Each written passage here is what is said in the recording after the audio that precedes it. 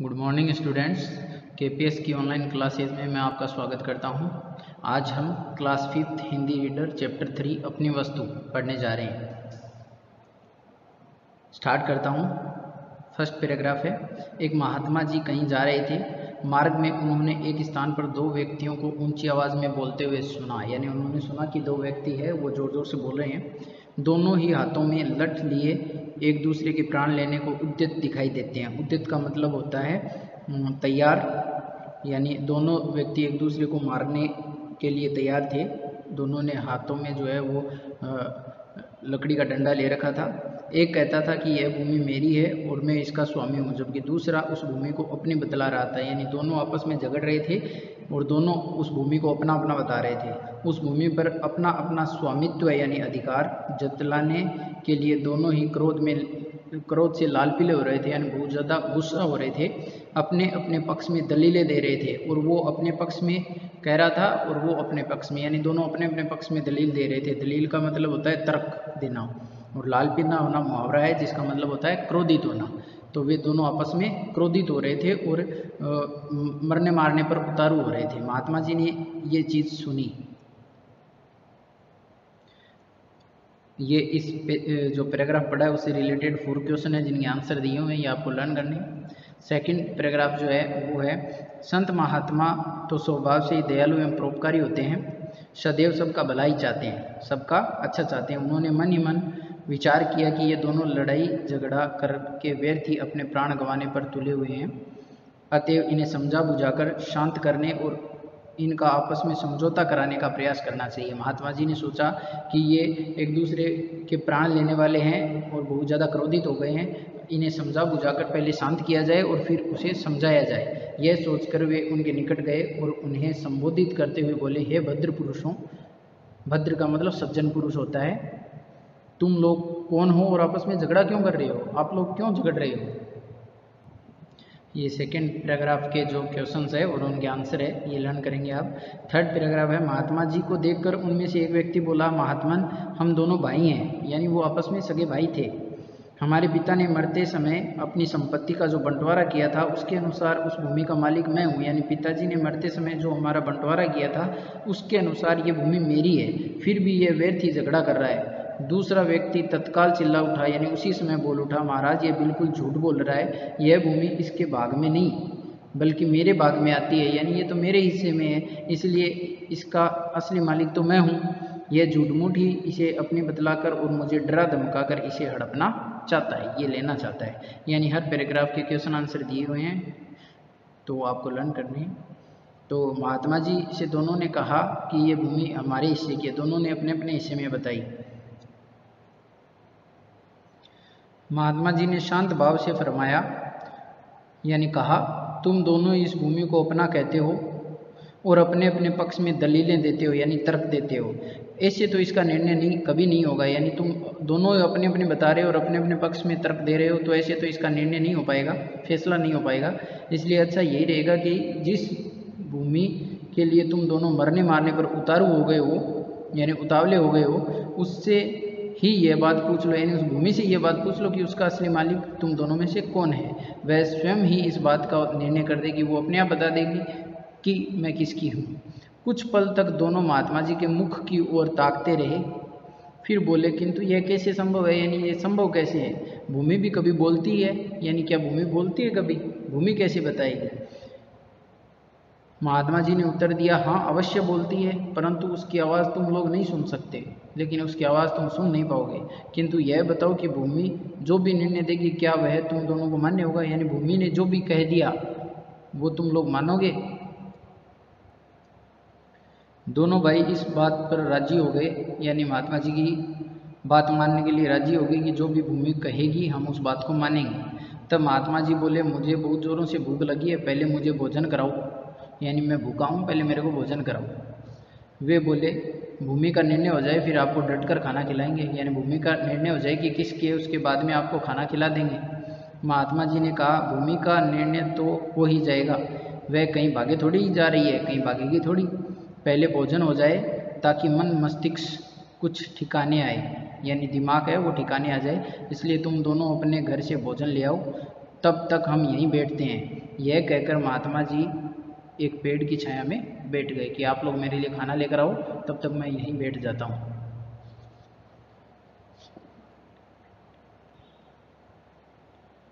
दोनों भाई घर गए और अपने अपने घर से भोजन बनवाकर ले आए।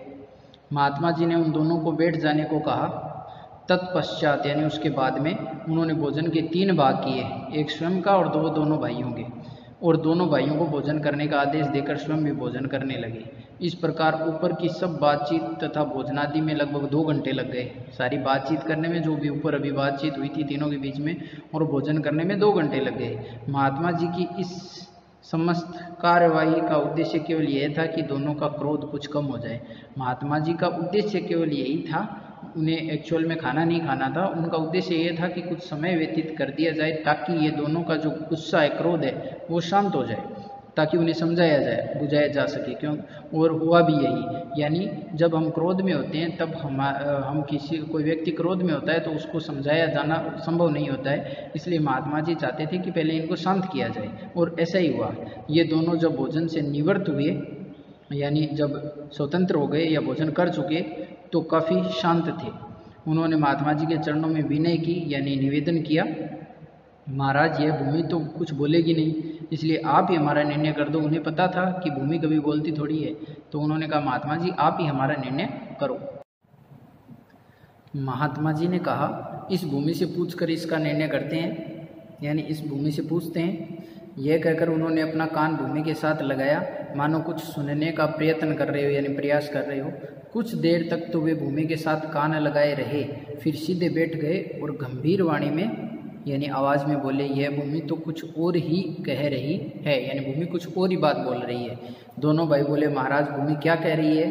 तो महात्मा जी ने कहा यह भूमि कहती है कि ये दोनों व्यर्थ ही, यानी बेकार में ही मेरे ऊपर अधिकार जमाने के लिए झगड़ा कर रहे हैं, क्योंकि मैं इन दोनों में से किसी की भी नहीं हूँ। यानी ये दोनों ही व्यर्थ में झगड़ा कर रहे हैं, बेकार में झगड़ा कर रहे हैं कि भूमि मेरी है, मैं इन दोनों में से किसी की नहीं हूँ। हाँ, ये दोनों अवश्य मेरे हैं, लेकिन ये दोनों मेरे ज़रूर है। मैंने इनकी कई पीढ़ियों को पाला है और जाते हुए भी देखा है, यानी इनकी कई पीढ़ियों को मैंने पालन पोषण किया है, और उन लोगों को मैंने इस संसार से जाते हुए भी देखा है। महात्मा जी की बात सुनकर दोनों भाई बड़े लज्जित हुए, शर्मिंदा हुए और महात्मा जी के चरणों में गिर पड़े। महात्मा जी ने लोहा गर्म देखकर चोट की और उन्हें समझाते हुए कहा, यानी महात्मा जी ने देखा अभी लोहा गर्म है तो इस पर चोट की जाए, यानी अभी दोनों ये है वो भावुक हो चुके हैं तो इनको समझाया जाए। इसलिए उन्होंने समझाते हुए कहा, तनिक विचार करो कि जिस भूमि के लिए तुम लोग आपस में झगड़ रहे हो, क्या वह आज तक किसी की बनी है? ये भूमि किसी की हुई है जो तुम लोगों की बन जाएगी? ये भूमि आज तक किसी की नहीं हुई तो अब क्यों होगी? मनुष्य वह आज तक किसी की बनी है जो तुम लोगों की बन जाएगी। मनुष्य मेरी मेरी कहकर व्यर्थ यत्न करता है, यानी मनुष्य यह मेरी है, यह जगह मेरी है, ये भूमि मेरी है, यह मकान मेरा है, ऐसा कहकर बेकार में ही जो है वो यत्न करता है, बेकार में ही जो है वो बातें कहता है। यह नहीं सोचता कि इनमें से कुछ भी मनुष्य का अपना नहीं है, ये सारी चीज़ें जो है वो अपनी नहीं है, क्योंकि मनुष्य का खुद का जो शरीर होता है वो भी हमारा स्वयं का नहीं है, वो भी नश्वर होता है, एक दिन नष्ट हो जाएगा। बड़े बड़े छत्रपति राजा भी इन्हें अपना अपना कहकर चले गए, परंतु साथ क्या ले गए? यानी महात्मा जी समझाते हैं कि बड़े बड़े जो सम्राट थे, छत्रपति राजा थे, वो भी अपनी अपनी कहकर, अपना अपना कहकर चले गए, लेकिन जाते वक्त जो है वो कुछ भी साथ नहीं ले पाए, कुछ भी नहीं। यानी परंतु साथ क्या ले गए? कुछ भी नहीं। वे जैसे खाली हाथ इस संसार में आए थे वैसे ही खाली हाथ इस संसार से चले गए, अपने साथ कुछ भी नहीं ले जा पाए। लास्ट पैराग्राफ है, तो महात्मा जी समझा रहे, तुम लोग भूमि के इस छोटे से टुकड़े के लिए झगड़ा करके अपने अनमोल जीवन को नष्ट करने पर क्यों तुले हुए हो? यानी एक दूसरे को मारने मरने पर उतारू हो रहे हो। ये जीवन बहुत अनमोल है, इसका कोई मोल नहीं है और इसे तुम नष्ट कर रहे हो। यह भूमि न तुम्हारी है और न ही तुम्हारी बनेगी। जब ये तुम्हारी कई पीढ़ियों की ही नहीं हो पाई, तुम्हारे जो पूर्वज थे उनकी भी नहीं हो पाई, वो भी खाली हाथ चले गए, तो तुम्हारी कैसे हो पाएगी? यह न तो तुम्हारी है और नहीं बनेगी। भूमि ही क्या, संसार के जितने भी पदार्थ है, धन संपत्ति है, मकान है, मकान आदि है, इनमें से कुछ भी तुम्हारा नहीं है। हम लोग केवल व्यर्थ में है जो एक गलत फहमी में जीते हैं कि ये घर मेरा है, ये दुकान मेरी है, ये मकान मेरा है, ये हमारा कुछ भी नहीं है। तुम्हारी अपनी वस्तु तो केवल भजन भक्ति और तुम्हारे अच्छे कर्म है। हमारा अगर अपना कुछ है तो वो हमारे भगवान की आराधना करना, भजन कीर्तन करना और हमारे जो कर्म हैं वो है, क्योंकि इंसान के साथ उसके कर्म ही जाते हैं। जब इंसान इस संसार को छोड़ देता है तो उसकी जितनी भी संपत्ति होती है, जितने भी रिश्ते होते हैं, वो सब यहीं रह जाते हैं। वो अपने साथ केवल अपने पुण्य कर्म जो किए हुए होते हैं वो लेकर जाता है। जो लोक परलोक के संगी साथी है, यानी भजन कीर्तन, भगवान की आराधना और जो अच्छे कर्म है, वो ही लोक परलोक के संगी साथी है हमारे, वही साथ जाने वाले हैं और कुछ साथ नहीं जाने वाला। से सब कुछ तो यहीं रह जाता है। बाकी जो हमारा हम गलत फहमी में रहते हैं कि ये चीज़ें हमारी है, ये हमारे हैं, वो सब यहीं रहने हैं। अतएव आपस में लड़ने झगड़ने और मनुष्य जन्म के मूल्यवान समय को व्यर्थ नष्ट करने की अपेक्षा यानी तुलना में जीवन को अच्छे कर्मों और नाम सुमिरन में लगाओ, यानी भगवान का नाम लेने में, कीर्तन करने में, आराधना करने में अपना समय लगाओ, अच्छे कर्म करो ताकि तुम्हारा लोक परलोक संवर जाए। दोनों ने महात्मा जी के चरणों में गिरकर अपनी भूल के लिए क्षमा मांगी। उस दिन से सबके साथ प्रेम का व्यवहार करते हुए अपने समय को भजन कीर्तन में लगाते हुए अपना जन्म सफल करने लगे। वो दोनों भाई समझ गए।